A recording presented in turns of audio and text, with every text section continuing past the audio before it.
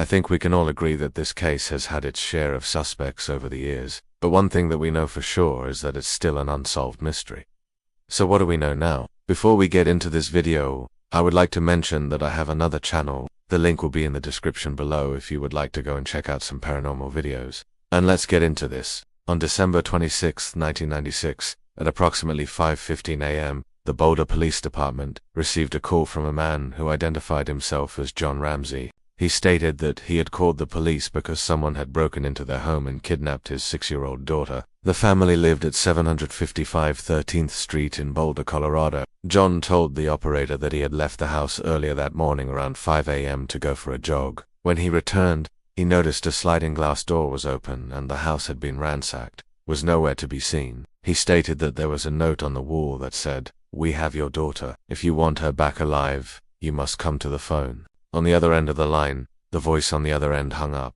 An hour later, officers arrived at the home. They went inside to search the area and found in the basement. She was lying on the floor face down with her ankles bound together with a white leather cord. There was also a garrote made out of the same type of cord around her neck. Officers immediately began CPR. They then rushed her to the hospital where she was pronounced dead at 6:10 a.m. An autopsy report revealed that had been strangled with the cord and had also suffered blunt force injuries consistent with being hit with a flashlight. The Boulder police were convinced that had been kidnapped by a stranger. This was based on a few factors, such as the kidnapping note and the fact that the house had been ransacked. But what they didn't know was that the kidnapper had actually been in contact with them several times before. In January of 1997, 2 months after the murder, Boulder police released a composite sketch of a man they believe had placed the ransom call. It's interesting because when the police showed this sketch to the Ramsey family, they all agreed that it resembled the man they knew as John Mark Carr. At this time, Carr was living in Thailand. He was a teacher, but he would soon return to the United States, and he was interviewed by the FBI.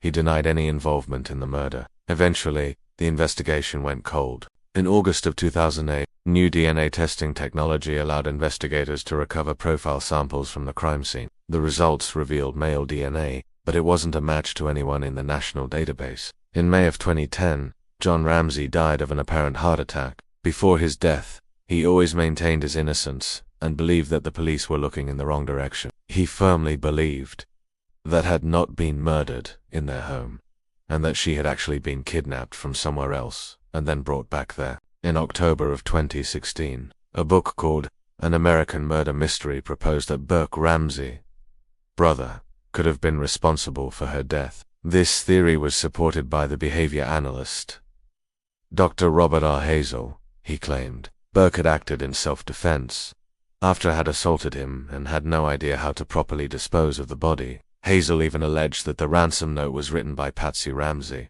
and that John Ramsey had accidentally killed during a violent struggle. Around this time, new DNA testing was conducted on the underwear it was wearing at the time of her death. It revealed that the male DNA found on her underwear was likely a mixture of DNA from her brother and her father. This was a devastating blow to the Ramsey family. Many people began to believe that one of them was responsible for the murder, but others pointed out that this DNA evidence isn't exactly conclusive. You see, if John and Burke both gave their DNA voluntarily, then their profiles could easily be put into a database. However, it's unlikely that Patsy Ramsey volunteered for DNA testing, especially since she was already under scrutiny. So the question remains, did John, Burke, or Patsy kill? Well, if you ask me, I don't think we can say for certain. These days, DNA evidence can be pretty conclusive, but it isn't foolproof. A lot of people seem to forget that the O.J. Simpson trial used DNA evidence and yet he was found not guilty. So while it's nice to have this DNA evidence, it doesn't tell us everything. For example, the DNA found on underwear could have easily been transferred to her through casual contact, or if it is a mixture of DNA, it could have happened when they were hugging or comforting her. Also, the amount of DNA found on the underwear is quite small. This makes it hard to analyze and leaves room for contamination or error. If we're going strictly off of DNA evidence, then I would say that John and Burke are both viable suspects. However, the police still haven't charged either one of them, so perhaps they aren't suspects anymore. Who knows? That's the frustrating thing about this case. It seems like there's always a new piece of evidence that comes out, but then that evidence is either disproven or misinterpreted. What's strange about this particular case is that the police haven't given up. After 26 years, They are still trying to figure out who killed Ramsey. One of the lead investigators, Detective Sergeant Derek Corson, recently spoke out and shared some of the things they know now. According to Detective Corson, the first thing we know now is that wasn't killed by a stranger. He said, "I do unbelieve that there was a stranger that came into that house and committed this crime. I think it's highly unlikely." He is referring to the fact that the DNA found on S. underwear matched her father and brother, but he doesn't believe that either one of them is responsible. He simply thinks that it was an unknown third party.